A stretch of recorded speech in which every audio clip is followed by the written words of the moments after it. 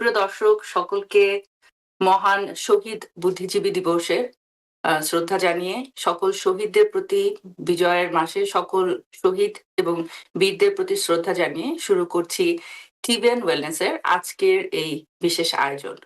আজকে এই শহীদ বুদ্ধিজীবী দিবসে আমাদের সাথে উপস্থিত আছেন আমাদের বিশেষ শ্রদ্ধাভাজন এবং বিশেষ অতিথি, যাকে আজকে আমাদের মাঝে পেয়ে আমরা আসলে নিজেদেরকে ভীষণ ভাগ্যবান মনে করছি। আমাদের সাথে আছেন আমাদের শ্রদ্ধাভাজন বীর প্রতীক ডক্টর সিতারা বেগম, এবং আমাদের সাথে উপস্থিত আছেন আরো একজন বিশিষ্ট চিকিৎসক, যিনি মুক্তিযুদ্ধের সময় আমাদের ফিল্ড হসপিটালে চিকিৎসা প্রদান করেছেন, ডক্টর আবিদুর রহমান। আপনাদের দুজনকেই শ্রদ্ধা নিবেদন করে আমন্ত্রণ জানাচ্ছি আমাদের আজকের অনুষ্ঠানে।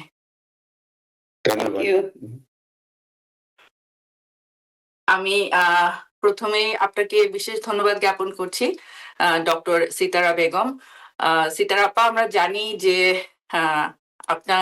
আপনি আমাদের যে দুজন মহিলা বীর প্রতীক আছেন তাদের ভিতরে আপনি অন্যতম, এবং আমাদের চিকিৎসা বিভাগে আপনি বীর প্রতীক উপাধি প্রাপ্ত। তো সেখান থেকে আজকে আমাদের মাঝে আপনাকে পেয়ে আমরা স্বাধীনতার এই 54 বছরে নিজেদেরকে বিশেষ ভাগ্যবান মনে করছি। আপনি বিশেষ ব্যস্ততার ভিতরে, এবং আমি জানি আপনি অনেক অসুস্থ, আপনি এত কষ্ট করে আমাদের সাথে সংযুক্ত হয়েছেন এবং সময় দিচ্ছেন, তার জন্য আপনার প্রতি আবারও বিশেষ কৃতজ্ঞতা জ্ঞাপন করছি। তো শুরুতে একটু জানতে চাইবো যে বিজয়ের এই মাসে আজকে শহীদ বুদ্ধিজীবী দিবস, আপনি যদি আমাদের শহীদদের উদ্দেশ্যে এবং মুক্তিযুদ্ধের উদ্দেশ্যে কিছু বলতে চান। তাদের প্রতি আমার অশেষ শ্রদ্ধা, তাদের প্রতি আমার অশেষ কি বলে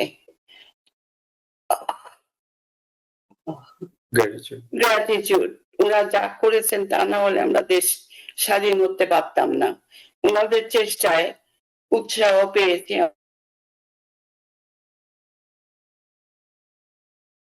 পেয়েছি, এবং তো লিবারেশন ওয়ারে কাজ করেছি সেটা ওইভাবে চিন্তা করেই, আর কিছু চিন্তা আসেনি মাথায় যে কার কি কখন হবে, শরীরের কি হবে, আত্মীয় স্বজনের কি হবে, নিজের খালি হাসপাতাল কেমনে কি করে এস্টাবলিশ হবে, পেশেন্টদের কি করে ট্রিটমেন্ট হলে ভালো হবে এবং দেশে ফিরে যাবে। আমি জানি একটা ছেলেকে ওর পায়ে ইনজুরি হলো, সে অর্ধেক ভালো হয়নি, খালি রিকোয়েস্ট করছে সিতারা আপা আমাকে দেশে পাঠান। আমি যে আপনি তো দাঁড়াতেই পারছেন না, এসে গিয়ে কি করবো, কেনা যুদ্ধ করবো, পাকারি মারবো। আমি যে পাকারি মারার আগে তো আপনি নিজেই মরে যাবেন। তাও তাদের এত উদ্দীপনা দেখে মানে সহ্য হতো না, মানে কি যান এখনই যান। তো এই ছিল সবার একটা আশা, দেশ স্বাধীন হবে, দেশে ফিরে আসবো, দেশকে সুন্দর করব, এই আর কি। Doctor Abidur Rahman vascular surgeon আমাদের সাথে সংযুক্ত হয়েছেন। উনি আমাদের বীর প্রতীক সিতারা আপার জীবন সঙ্গী। ডক্টর আবিদুর রহমান, আপনাকেও বিশেষ কৃতজ্ঞতা এবং ধন্যবাদ জ্ঞাপন করছি। আপনিও যদি আমাদের সকলের উদ্দেশ্যে এই শহীদ বুদ্ধিজীবী দিবসে কোনো মেসেজ বা বাণী বলতে চান। ধন্যবাদ আমাদেরকে এই টক শোতে ইনভাইট করার জন্য। শহীদ বুদ্ধিজীবীদের অনুপ্রেরণায় মুক্তিযুদ্ধের আগে যে তারা যেভাবে তাদের মতামত বিনিময় করেছে পাবলিসিটি মিডিয়ার মধ্যে, আমরা ইয়ং থাকার কালে তাদের ইন্সপিরেশনে একটা অন্যরকম ফিলিং হয়েছে। অবশ্য মুক্তিযুদ্ধ তো হঠাৎ করে শুরু হয় নাই, তার কয়েক মাস আগে থেকেই, ইলেকশনের আগে থেকেই একটা অনুভূতি প্রদান করা হয়েছে। in political form, information, intellectual সব দিক থেকেই এগিয়ে আসছিল। তাদের অবদানে আমরা আজকে বাংলাদেশ পেয়েছি। অসংখ্য ধন্যবাদ আপনাদের দুজনকে। আবারও আমি চলে যাচ্ছি সিতারা আপার কাছে। সিতারা আপা, আপনি যদি আপনার কর্মজীবন এবং শিক্ষাগত জীবন থেকে আমাদের সাথে আপনার কিছুটা যাত্রা আপনি আমাদের সাথে শেয়ার করেন। ওকে বলি আমি ঘটনা অনেক ঘটেছে আমার লাইফে ওখানে হাসপাতালে কাজ করার সময়। একটা ঘটনা যেটা আমাকে এখনো পীড়া দেয় আর দিবেও, ছেলেটা আসান কি বলছে তার নাম জানো কি, যাই হোক ও ছেলেটার আসলো, ওর পায়ে গুলি লেগেছে, টিটেনাস হয়েছে, ছেলেটাকে ইয়েতে পাঠানো হলো হাসপাতাল, ইন্ডিয়ান হাসপাতালে পাঠানো হলো। আমাদের একটা অ্যাম্বুলেন্স ছিল রেড ক্রসের। 4-5 দিন পরে ডক্টর আসলেন, আমি জিজ্ঞেস করলাম দাদা ছেলেটা কেমন আছে, বলে ক্যাপ্টেন সীতারা ছেলেটাকে বাঁচাতে পারেনি, মারা গেছে। ওই পর্যন্ত আমি আর কোনো কোশ্চেন করিনি, কারণ আমাদের কোনো হাত ছিল না, ওনাদের চেষ্টায় যা হয়েছে হয়েছে আর কি। ছেলেটা ইসের কি বলে নরসিংদীর ছেলেটা, মার এক মেয়ে এক ছেলে, সেটা বিএ পাস, আসানুল্লাহ নাম, এখন মনে পড়েছে। তো এই হলো একটা ঘটনা। আর আরেকটা ঘটনা হলো যে আমি আর নাজিম ভাই, ডক্টর নাজিম যে এখনো বাংলাদেশে, আমরা বসে রাত 10টা 10:30 হবে, বসে গল্প করছি, গল্প মানে কি আলোচনা হচ্ছে, দেশ কবে স্বাধীন হবে, কবে ফিরে যাব।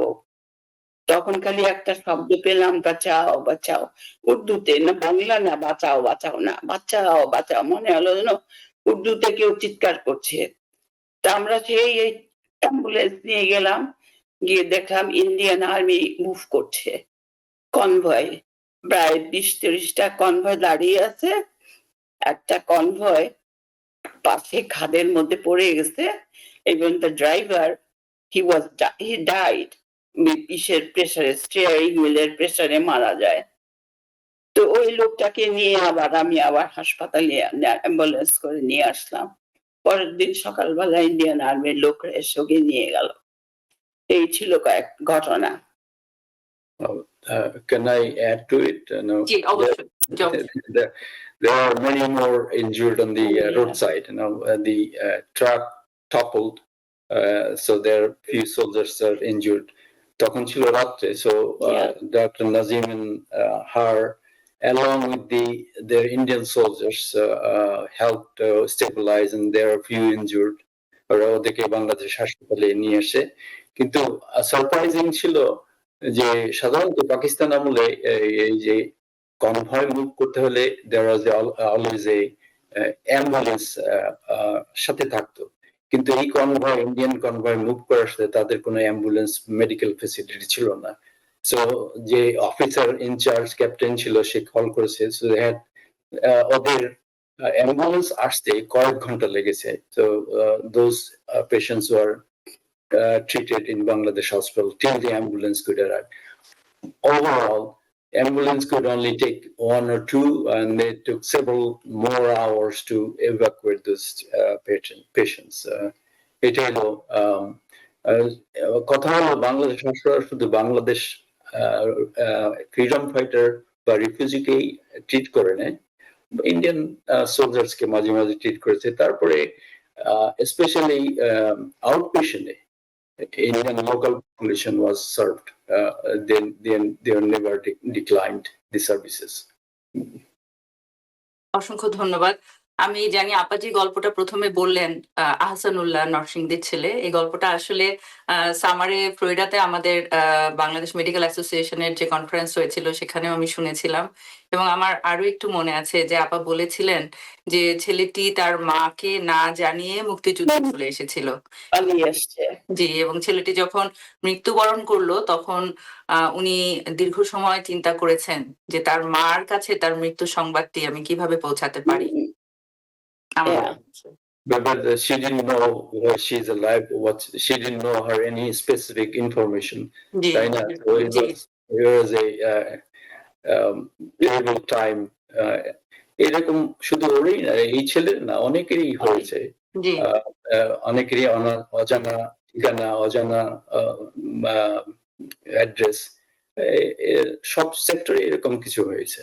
জি, আমার মনে আছে মানে আপা আমার সাথে কথা বলছিলেন এবং তখনও উনি ওখানেও বলেছেন কনফারেন্সে যে আমার খুব মনে হচ্ছিল যে ওর মাকে কি করে জানাই ওর মৃত্যুর সংবাদটি, কারণ মা তো কখনো জানবেও না তার না। ছেলে বেঁচে আছে না মরে গেল, এবং উনি বহু রাত ঘুমাতে পারেননি। এবং আপার যে এই যে ফিলিংসটা, আমি ভাবলাম যে কত ডিপ, কারণ স্বাধীনতার এই 54 বছর পরেও তিনি যে তার সেই যে আক্ষেপ এবং কষ্ট, সেটা তিনি একইভাবে কিন্তু বলছেন ওই মুহূর্তের কথাটা, ওই ফিলিংসটার কথা।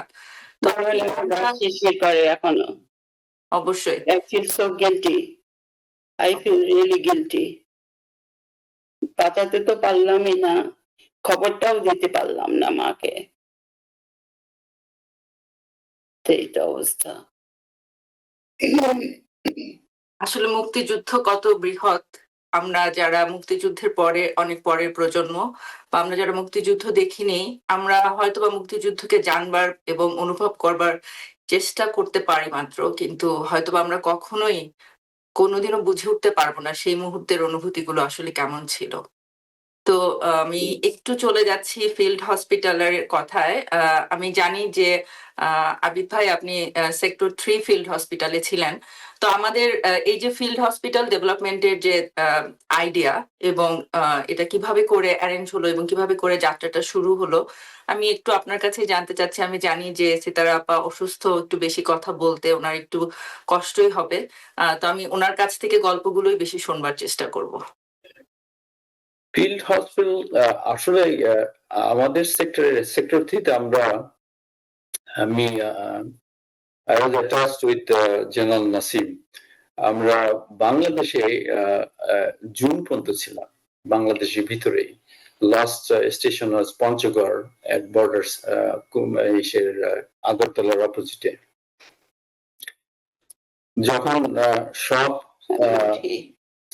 Sub sector, you want to go? Yeah, Uh, লাগছে। excuse me, do you have something to ask? She's not feeling well. You can ask.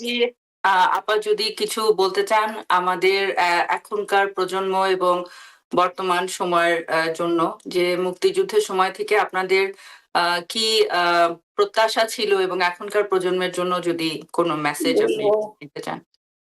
তুমি বলে দাও। You tell as much as you want. কথা আসছে না। They should be inspired. What আমরা দেখেছি, শুনেছি, করেছি, এগুলো দেখে ওদের উৎপ্রেরণা হওয়া উচিত, এবং দেশটাকে আরো সুন্দর করে গড়ে তোলার চেষ্টা করা উচিত, এবং করুক। সেটাই চাই বাংলাদেশের ছেলে মেয়েদের। এবং I wish them to do best of luck and keep forward, look forward. আমি যাই গো, পাচ্ছি না থাকতে। Excuse me, I'm not feeling very well. Sorry. Sorry. ঠিক আছে, ঠিক আছে। অসংখ্য ধন্যবাদ আপনাকে। I have to get up.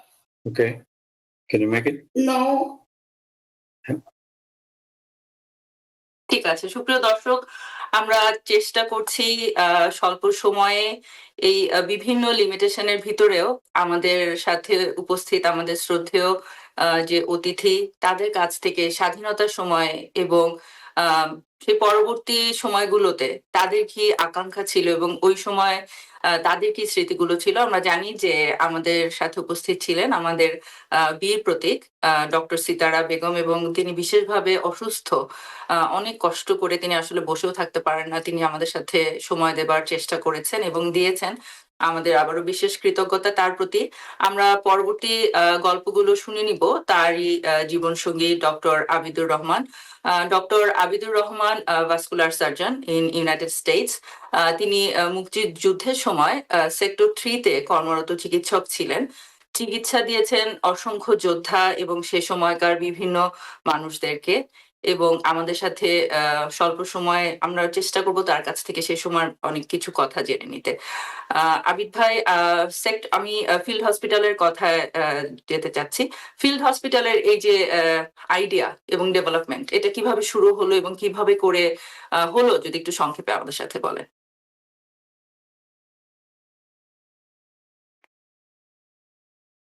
Abid ভাই, আপনি কি আমাকে শুনতে পাচ্ছেন? আমার মনে হয় আপনি মিউট হয়ে গেছেন একটু। I don't know what happened technically. I'm not savvy. হ্যাঁ, এখন শোনা যাচ্ছে। আপনি আচ্ছা। কি আমার প্রশ্নটি শুনতে পেয়েছেন? না, শুনি নাই, আবার বলুন, আচ্ছা, আমি please. জিজ্ঞেস করছিলাম যে আমাদের মুক্তিযুদ্ধের সময় ফিল্ড হসপিটাল যে ডেভেলপ হলো, এই আইডিয়া গুলো কিভাবে করে শুরু হলো এবং কিভাবে করে ফিল্ড হসপিটালের জার্নিটা শুরু হলো, যদি একটু সংক্ষেপে আমাদের সাথে শেয়ার করেন। আচ্ছা, ফিল্ড হসপিটাল আইডিয়াটা আসলে এসেছে সেক্টর 2 থেকে। ডক্টর জাফরুল্লাহ চৌধুরী এবং doctor Mohammad Mubin British medical association of Bangladesh UK থেকে আসছিল, তারাই সাজেস্ট করেছে। So they have to convince Khaled Musharraf যে you need a bigger hospital, bigger setting, or they promised UK, BMA UK will support it. তারপরে সেক্টর 2 তে যখন আগস্ট মাসে আসলে হাসপাতাল তৈরি হলো, অন্যান্য সেক্টর স্পেশালি ইস্টার্ন সেক্টরে আমরা ডিসাইড করলাম যে we need to set up smaller scale. অত বড় স্কেলে পারবো না, আমাদের এত রিসোর্স নাই, সাপোর্টও নেই। So we did ourselves sector 3 তে বা sector 5 এ smaller scale আমাদের sector 3 তে 24 বেডের ফিল্ড ফ্যাসিলিটি ছিল, হাসপাতাল বলবো না, ঠিক ফ্যাসিলিটি ছিল। সেক্টর 5 এ ছিল আরো ছোট, কিন্তু ওই একই ধরনের আইডিয়াতে।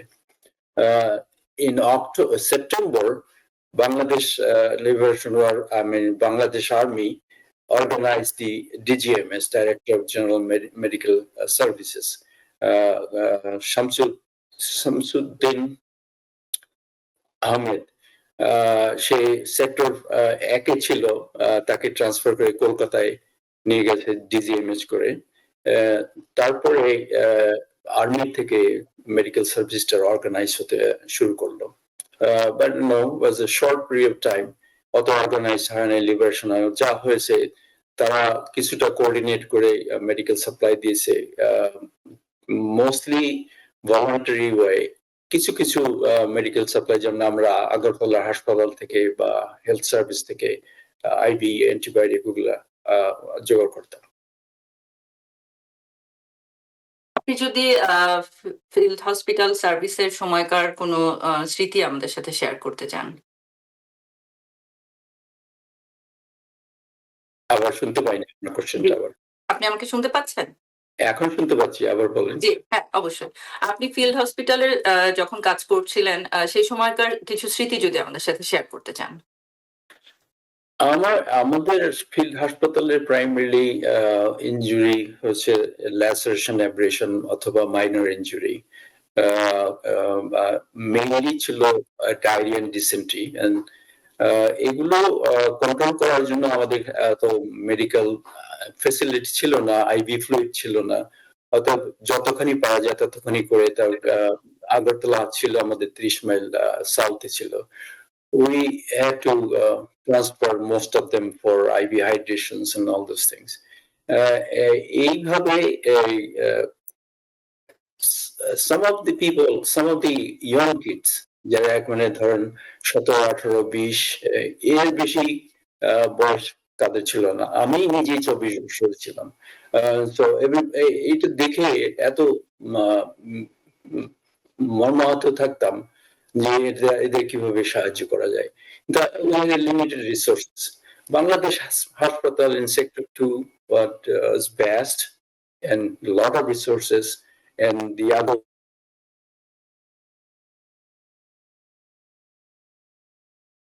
আবিদ ভাই, আপনি কি আমাকে শুনতে পাচ্ছেন?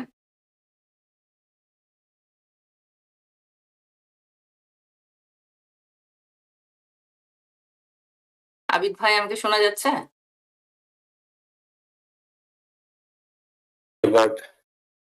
শুনতে পাচ্ছেন? জি, আপনার কানেকশনটা একটু লস হয়ে গিয়েছিল। আপনি হ্যাঁ। বলছিলেন সেক্টর 3 ফিল্ড হসপিটালের কথা। যদি আপনি একটু শুরু থেকে আবার সেক্টর 3 ফিল্ড হসপিটালের কথা বলেন। সেক্টর 3 হাসপাতালে ওদের বেড নাম্বার ছিল 24টা। যেটার লোকেশন ছিল Hezamara. Hazarama was the headquarters for the sector 3. এটা ছিল about I would say 14-15 miles inside Tripura border. এটা primarily made of bamboo, machang, তারপরে shade, side walls and a roof, everything is made of bamboo, and the beds, fixed the beds. এর উপরে supply was really critical. আমাদের সবসময় antibiotic and IV fluids was always shorter. ধারণা করেন হাজার হাজার লোক রিফিউজি আছে ক্যাম্পে, তারপরে আমরা মুক্তিযুদ্ধ হাজার হাজার along the Indian Tripura border. The supply was limited. Agartala's supply was limited because they had to come from Kolkata or Delhi.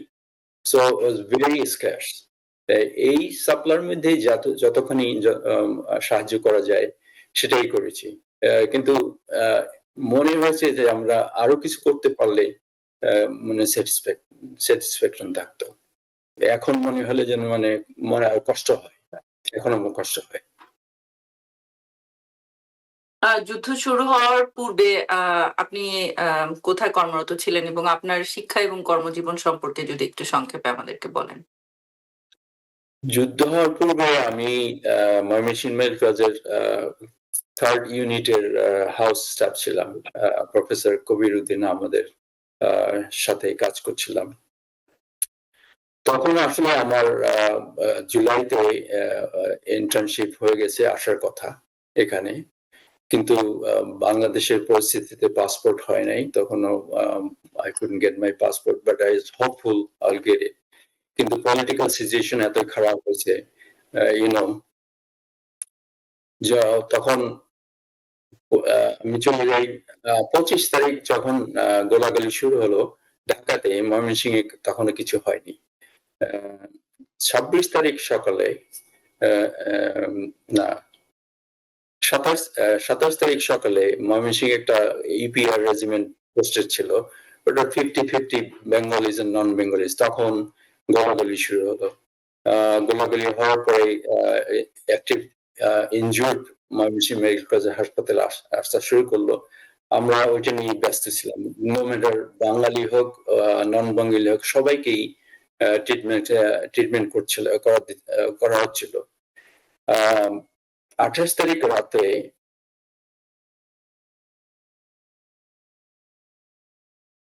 Abid ভাই, আপনি আমাকে শুনতে পাচ্ছেন?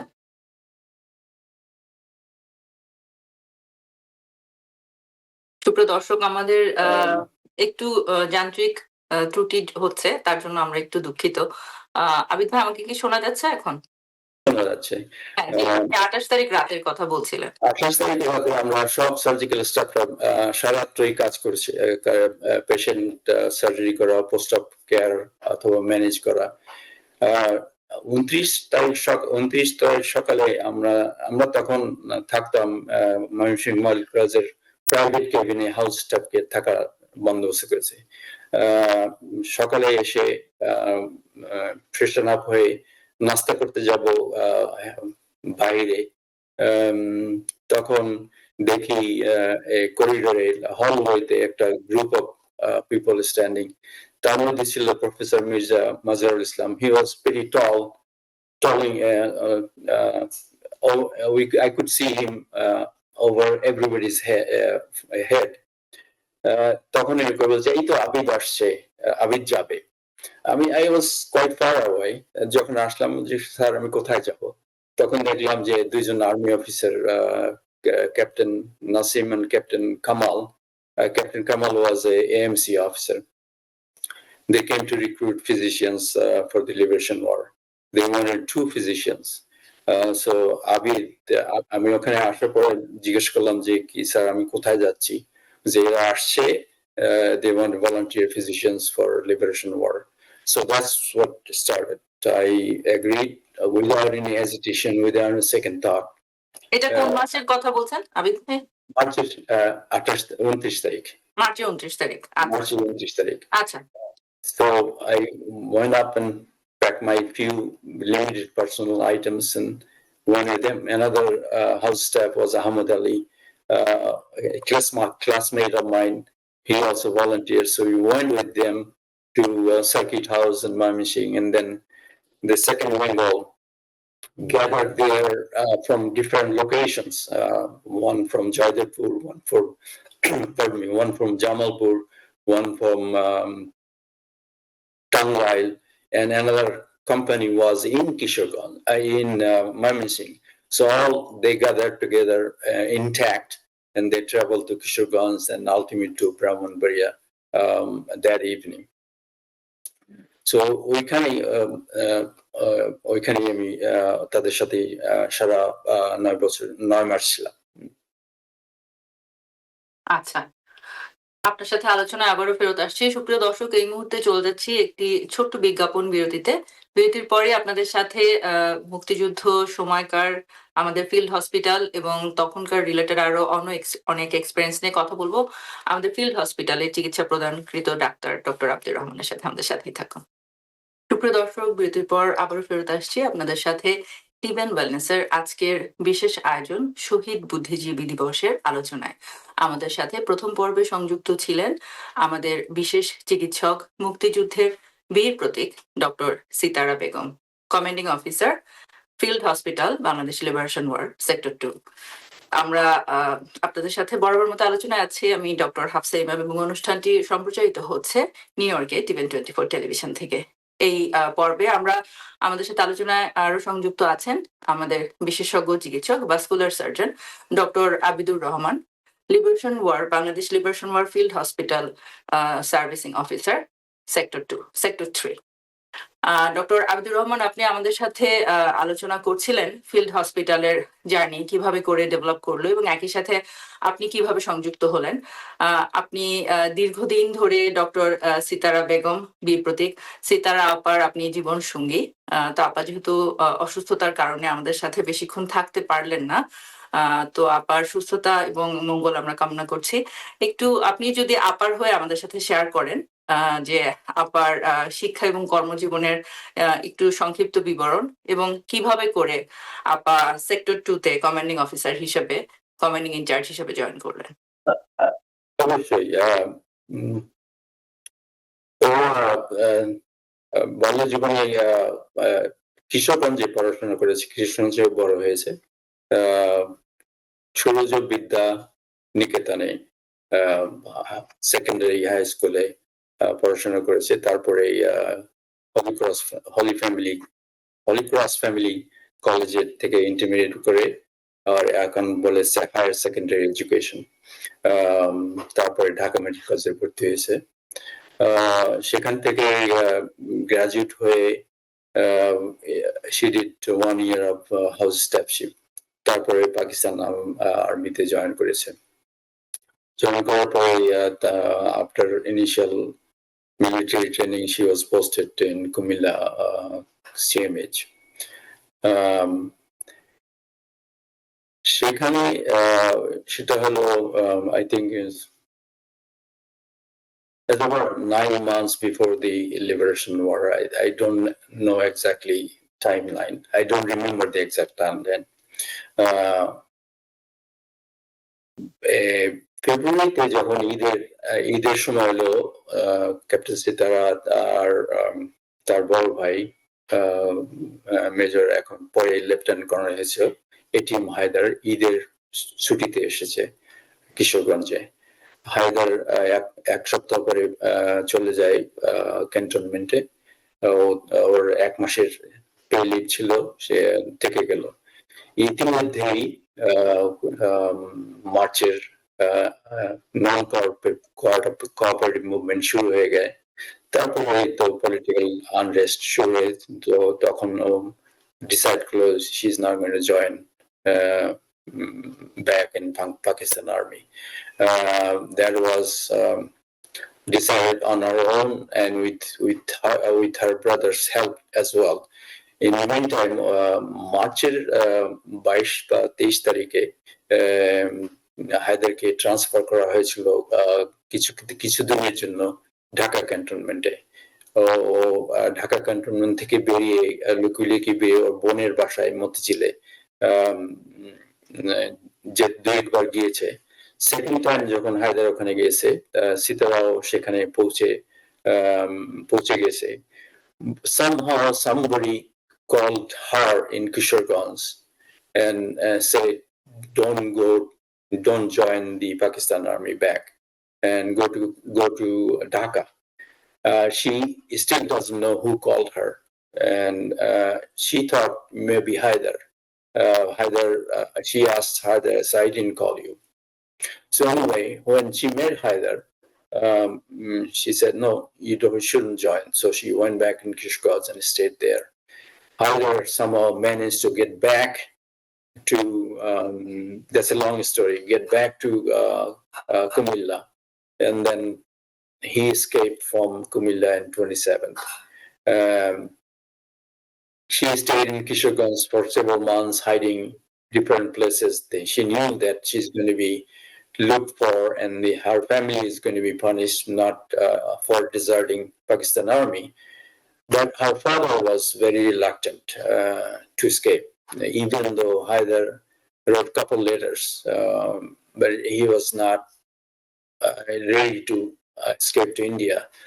Ultimately, they left Kishorganj to her paternal grandparents' house, and then through Kishorganj for over 10 days.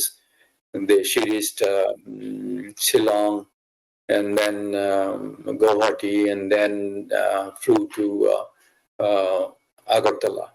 One day in Meghalaya, Haider somehow managed to find them in Balat, and then Haider held them to fly all the way to the Agartala. At that time, when she reached Agartala, Bangladesh hospitals being built, the field hospital was being built, and then opened on 22nd or 26th August. She was then in Malagar, but she didn't join. Apparently, there's some Captain, then Major, later Major is Major Akhtar. He was the pioneer of building all the field hospital with the sector 2. And then for some unknown to her, he was transferred to another regiment, newly built regiment in Shaldanadi, and she became the commanding officer at the very end of the August. Then she stayed there for several weeks after the Victory Day. অসংখ্য ধন্যবাদ আপনাকে। আমরা জানি যে আমাকে আসলে সিতারা আপা বলেছিলেন, যখন সামারে ওনার সাথে দেখা হলো ফ্লোরিডাতে, তখন উনি খুব আবেগ আপ্লুত হয়ে গিয়েছিলেন এবং আমাকে বলেছিলেন যে লেট এটিএম হায়দার উনি শুধুমাত্র ওনার বড় ভাই ছিলেন না, ওনার মেন্টর ছিলেন তিনি। এবং তার কথা বলে উনি আসলে ভীষণ ইমোশনাল হয়ে গিয়েছিলেন এবং আমাকে বলছিলেন যে আমি এখনো আমার এই লস আমি কোনোভাবেই মেনে নিতে পারি না। আমি এখনো সাফার করি। তো It's true. They go up together as a friend, really. Although they're 4 years apart, they're friends altogether.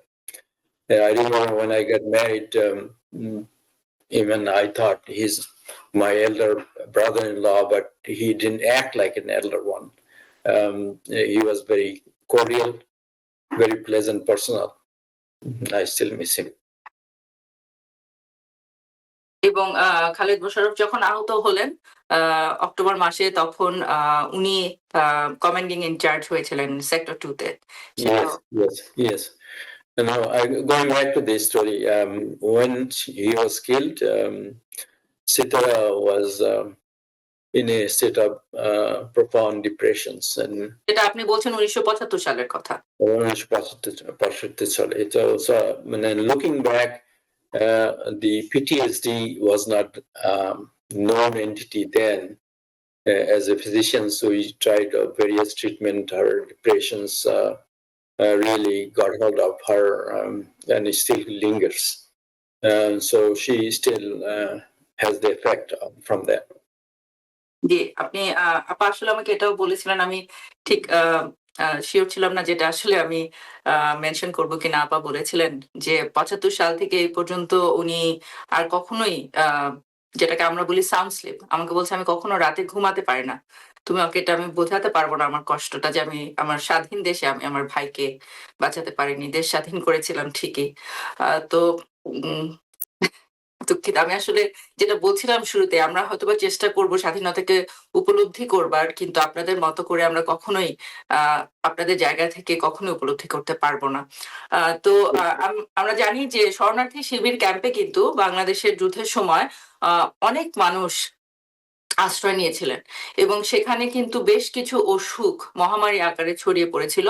যার ভিতরে অন্যতম প্রধান ছিল কলেরা। কলেরা আউটব্রেকটা এতই ভয়াবহ হয়ে গিয়েছিল যে সেখানে আসলে মানে এটা একটা বিশাল চ্যালেঞ্জের মতো হয়ে গেছিল। তো এটা সম্পর্কে যদি একটু সংক্ষেপে আমাদেরকে বলেন। আমার যতদূর মনে পড়ে যে কলেরাটা শুধু মেইনলি হয়েছে ওয়েস্টার্ন সেক্টরে। আমরা ছিলাম ইস্টার্ন সেক্টরে, যেমন না যে হয়নি, কিন্তু এপিডেমিক হিসেবে হয়নি। তখন তো এখন তো বুঝতে পারেন যে আইভি ফ্লুইড স্ক্যারসিটি এত ছিল যে IV fluid was not an option for treatment of all cholera people. আমি যতদূর জানি যে এটার এই স্যালাইনের আইভি স্যালাইনের অল্টারনেটিভ বের করা হয়েছিল, যে স্যালাইন বানিয়ে সেটাকে খাওয়ানো হতো যাতে হাইড্রেশন করা যেত। কিন্তু এই যে এখন যে ওরাল স্যালাইন পাওয়া যায় সেটা তো অনেক বছর পরে আবিষ্কার হয়েছে আইসিটিডিআর পেতে। তাই সেটা থাকলে তো এত অসুবিধা হতো না। রেট্রোস্পেক্টিভলি সেটা তো তখন would have been manageable, কিন্তু তখন জানা ছিল না কিভাবে কি করা যায়।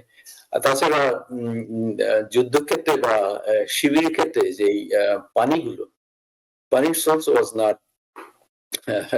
clean. Whatever they could find the water they drank. So that was another issue. যেখানে ক্যাম্প হয়েছে সেখানে তো পানির সোর্স ছিল না। যখন যেখান থেকে পানি পাওয়া যেত রিফিউজিরা সেটা ইউজ করেছে। আমরাও করেছি, কিন্তু আমাদের একটু সতর্কতা ছিল, একটু বয়েল করে তারপরে সেটেল করে তারপরে খেতাম। সেটা অবশ্যই এটা অ্যাভয়েড করার কোনো পরিস্থিতি ছিল না। জি। আমি আরেকটু জানতে চাইবো যে এই যে ফিল্ড হসপিটালে আমি জানি যে আপনারা অসংখ্য লিমিটেশন নিয়ে কাজ করেছেন। সেখানে যে আসলে মানে একদম সব মেডিকেল গ্র্যাজুয়েট ডক্টর, নার্স এবং ট্রেইনড প্যারামেডিক্স ছিল তাই কিন্তু নয়। যারা কিছুটা আ কুইক নির্দেশ ফলো করতে পারত এবং আ একটু কুইক ক্যাচ করতে পারত। এরকম বহু মানুষকে ট্রেইন করে কিন্তু আসলে প্যারামেডিক্স এর জায়গাটা রিপ্লেসমেন্ট করা হয়েছিল এবং এ ধরনের মানুষ কিন্তু ভীষণ বড়ভাবে ভূমিকা রেখেছে। তো আপনি যদি একটু সংক্ষেপে সেই অভিজ্ঞতা আমাদের সাথে একটু শেয়ার করেন যে কত মানুষ আসলে কত সাহস, শক্তি এবং মনোবল নিয়ে তখন প্রত্যেকেই আসলে একজন যোদ্ধা হয়ে উঠেছিলেন। অবশ্যই আমাদের সেক্টরে লিমিটেড নাম্বার ছিল। আমরা যদি ৩ জন ডাক্তার ছিলাম হেডকোয়ার্টারে, আমাদের প্যারামেডিক বা হেলথ বলতে বোঝায় ৮-১০ জন ছিল। তারা কোনোদিনই নার্সিং বা প্যারামেডিক ট্রেনিং দেয় নাই, তাদের শিখিয়ে দিয়েছে যখন যেটা দরকার। আর তাছাড়া আমরা তো ওখানে সবসময় ছিলাম, আমরা তো কোথাও যাচ্ছিলাম না। we didn't have any other responsibility, তাই না? ২৪ ঘন্টায় আমরা ওখানে ছিলাম। We could supervise their activities and advise as needed. Bangladesh হাসপাতাল is a little different. Bangladesh হাসপাতাল শুরু করেছে ২০০ বেড নিয়ে, ultimately end in 400 or 480 beds. So you can imagine how many people were needed. কিন্তু আমি একটু ইন্টারাপ্ট করছি, সরি। সেখানে চিকিৎসা প্রদানকৃত বেশিরভাগ মানুষ কি মুক্তিযোদ্ধা ছিলেন? নাকি সাধারণ জনগণও ছিলেন? না, সেখানে সব মুক্তিযোদ্ধাই 80%, আর রিফিউজি, বাঙালি রিফিউজি যারা হসপিটালাইজেশন দরকার ছিল, তারা ডিসেন্ট্রি বা ম্যালেরিয়ার জন্য, ইনফেকশনের জন্য তাদেরকে অ্যাডমিট করার কথা। 85% was freedom fighters. আমি জানি যে ডক্টর জাফরুল্লাহ চৌধুরী এবং তার সাথে আরেকজন যে ডাক্তারের কথা আপনি মেনশন করলেন এসেছিলেন ইকে থেকে তারা আহ, ওখানে খুব অ্যাডভান্স লেভেলে পসিবল না হলেও তারা বেসিক লেভেলে কিন্তু আসলে সার্জারি করবার যে সেটেলমেন্ট সেটাও অ্যারেঞ্জ করেছিলেন সেটা সম্পর্কে যদি একটু বলেন That was very helpful by BMA in UK, sterilizer instrument, limited number of instruments, and they were helpful sending the supply throughout the duration of existence. তারপরেও এই যে মেজর ইনজুরি মাইনর ইনজুরি খুব দক্ষতার সাথেই হ্যান্ডেল করেছে সবকিছু যে major হতো সেটা না মাইনর ইনজুরি বেশি ছিল কিন্তু they needed care, they needed hospitalization, they needed a certain degree of observation and treatment.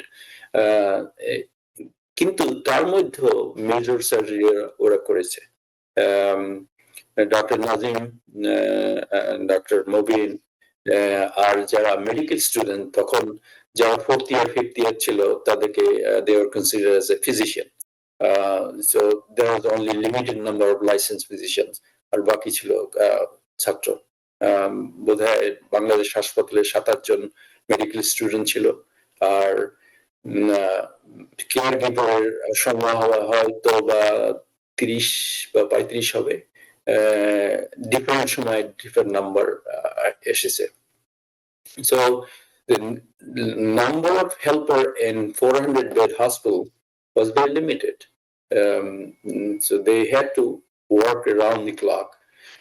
Fortunately, again, nobody is going anywhere within the campus and everybody was around there whenever needed. That was always helpful. আমার আসলে আমার একটা খুব অদ্ভুত প্রশ্ন হঠাৎ মনে আসলো আপনি একটু আগে বলছিলেন যে একজন অল্প বয়সী যোদ্ধা আসলেন এবং তিনি মৃত্যুবরণ করলেন যিনি আসলে বাড়িতে জানিয়েও যুদ্ধে আসেননি তো এই ধরনের যে আনএক্সপেক্টেড ডেথ গুলো হতো হসপিটালে এটা তো যেহেতু কোনো প্রফেশনাল হসপিটাল না এখানে কোনো মর্গ ছিল না তখন ডেড বডি গুলো আসলে কিভাবে করে প্রসেস করা হতো আসলে Bangladesh hospital had 2 mortalities throughout this existence. যে এমন না যে ফ্রিডম ফাইটাররা মারা যায় না যারা সিরিয়াসলি ইনজুর্ড যারা আছে they are very keen about triaging the injury. যেটা সিরিয়াস ইনজুরি ওরা জানতো তাদের লিমিটেশন কতখানি so they immediately transferred as fast as possible. এই হিসাবে Agartala health organization was very helpful. তারা আগে থেকেই আগরতলা হাসপাতালে জিবি পেন হসপিটালের সার্জিক্যাল ইউনিট খুলেছে আর আরেকটা হাসপাতাল সেখানে মেডিকেল ইউনিট খুলেছে to accommodate the refugees and the freedom fighters Bangladesh হাসপাতালে শুধু 2 জন মর্টালিটি একটা হলো একজন ইঞ্জিনিয়ার ছিল সে সেরেব্রাল ম্যালেরিয়া হয়েছিল so you know at that time there's no definite treatment of cerebral malaria. So as 100% mortality, of course, so the limited number of medicine was available. That was not available for them. Arakta was one young guy, I think 20s. Abid ভাই আপনি আমাকে শুনতে পাচ্ছেন With the blast injury in the G buttock, both buttock. G So he had a lot of muscle damage. I mean, as a surgeon, I can see that. তো ওরা doctor Nazim এটা decide করছে আমরা ভাবিছি যে এটা ডিপ্রেট করে অ্যান্টিবায়োটিক দিয়ে ঠিক হয়ে যাবে and unfortunately infection got upper hand. They didn't have antibiotics, so there's a progressive necrosis of the muscles, as I can see now. So he died in the hospital. Other freedom fighters who got sick and injured, they died in Agartala. যারা খুব একটু seriously injured ছিলেন তাদেরকে আগরতলায় পাঠিয়ে দেওয়া হতো যত তাড়াতাড়ি পারেন ওরা they knew they didn't have any advanced diagnostic tool অথবা treatment facilities. তাদের instrument supply medicine was limited. সেক্ষেত্রে আগরতলা হসপিটাল আসলে অনেক বড় একটি রোল প্লে করেছে। They played a great role for Bangladesh liberation fighters. And there's undoubtedly those physicians are dedicated to help the freedom fighters. অসংখ্য ধন্যবাদ আপনাকে। আমাদের আসলে আরো অনেক কিছু জানবার আছে, অনেক কথা বলবার আছে। আশা করি আবারও কখনো সময় সুযোগ হলে আপনার সাথে আলোচনা করার চেষ্টা করব। চলে এসেছি অনুষ্ঠানের শেষ পর্যায়ে। বিদায়ের পূর্বে যদি আপনি দর্শকদের উদ্দেশ্যে কিছু বলতে চান। আমি ইয়ং জেনারেশনকে একটু অ্যাড্রেস করতে চাই যে ইদানিং শুনি 24-এর ঘটনা, দ্য সেকেন্ড লিবারেশন, আর 71-এর আর was not a liberation. You know, you have to put yourself when you're young and 24 in 1971. 30 বছরের পাকিস্তান থাকাকালে আমরা যে টোটালি কলোনাইজ হয়ে গেছিলাম, সেটা তো এখনকার প্রজন্মের চিন্তাধারার বাইরে। 54 বছর আগে পাকিস্তান হওয়ার সময় Bangladesh population, East Pakistan population was 51%. 71-এ বাংলাদেশ পপুলেশন ওয়াজ 52%. অথচ পাকিস্তানের central government employment Bangladesh or East Pakistan is only 25%. Defense overall only 20%. And Pakistan হওয়ার সময় বাংলাদেশের literacy rate was 36%. আর বাংলাদেশ হওয়ার আগে literacy rate came down to 19%. Thousands of primary schools were closed. Pakistan হওয়ার সময় jute was the exporting revenue for Pakistan, primary exporting revenue. অথচ international aid and help যা হয়েছে সব 75 or I would say 80% was developed in West Pakistan. So as a result, we became the colony of West Pakistan. Not only that, East Pakistan government higher officers were West Pakistanis about 40% time. We were deprived of all the facilities, all the futures of our generation. সেই পরিপ্রেক্ষিতে যদিও আমরা স্বাধীনতা আগেই declare করিনি, autonomy চেয়েছিলাম, কিন্তু Pakistan didn't want us to be autonomy.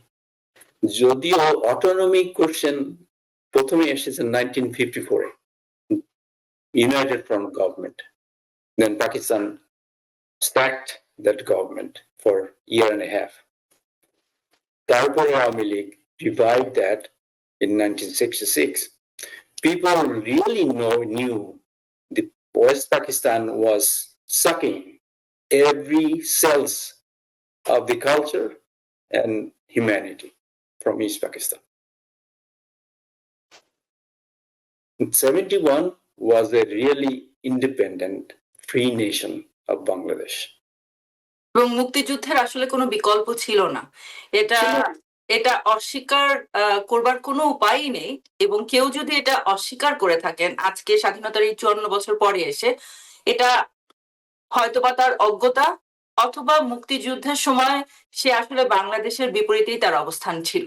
সেজন্য সে হয়তোবা আজ 54 বছর পরে এসে মুক্তিযুদ্ধকে অস্বীকার করছে, স্বাধীনতাকে অস্বীকার করছে। আশা করি নতুন প্রজন্ম এই ইতিহাসকে ধারণ করে সামনে এগিয়ে যেতে পারবে।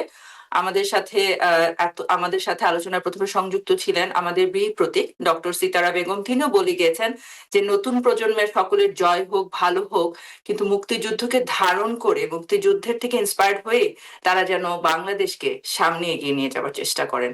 ডক্টর আবিদুর রহমান, আপনার প্রতি বিশেষ বিশেষ কৃতজ্ঞতা এবং ডক্টর সিতারা বেগম বীর প্রতীক, সিতারা আপার প্রতি আমাদের বিশেষ বিশেষ কৃতজ্ঞতা। এত কষ্ট করে আপনারা আমাদের জন্য সময় বের করেছেন, সংযুক্ত হয়েছেন, স্মৃতিচারণ করেছেন। আবারও বিশেষ শ্রদ্ধা এবং কৃতজ্ঞতার সাথে আপনাদেরকে ধন্যবাদ জানাচ্ছি টিভিএন 24 এর পক্ষ থেকে। Sorry, Sitara couldn't stay long. She didn't feel well. আপনার ভালো থাকেন। ধন্যবাদ আমাদেরকে ডাকার জন্য। সুপ্রিয় দর্শক, আমরা চেষ্টা করেছি সময় স্বল্প পরিসরে মুক্তিযুদ্ধের কথা। সে সময় আমাদের ফিল্ড হসপিটাল কেমন ছিল, তার জার্নি কেমন ছিল, আমাদের ইতিহাস অনেক গভীর, অনেক শ্রদ্ধার, অনেক কষ্টের। আমরা এই ইতিহাসকে ধারণ করেই বাঙালি হিসাবে গর্বের সাথে মাথা উঁচু করে যেন সামনে এগিয়ে যেতে পারি। সকলের প্রতি শুভকামনা, আমাদের বীর শহীদদের প্রতি শ্রদ্ধা। শহীদ বুদ্ধিজীবী দিবসের সকল শহীদদের প্রতি আবারও শ্রদ্ধা জ্ঞাপন করে শেষ করছি আজকের আলোচনা। ধন্যবাদ। TBN 24 টেলিভিশন দেখতে আজই কল করুন 7187776556। লগ ইন করুন www.totalcablebd.com। নিউ ইয়র্ক থেকে সম্প্রচারিত TBN 24 টেলিভিশন বিশ্বজুড়ে বাঙালির কণ্ঠস্বর।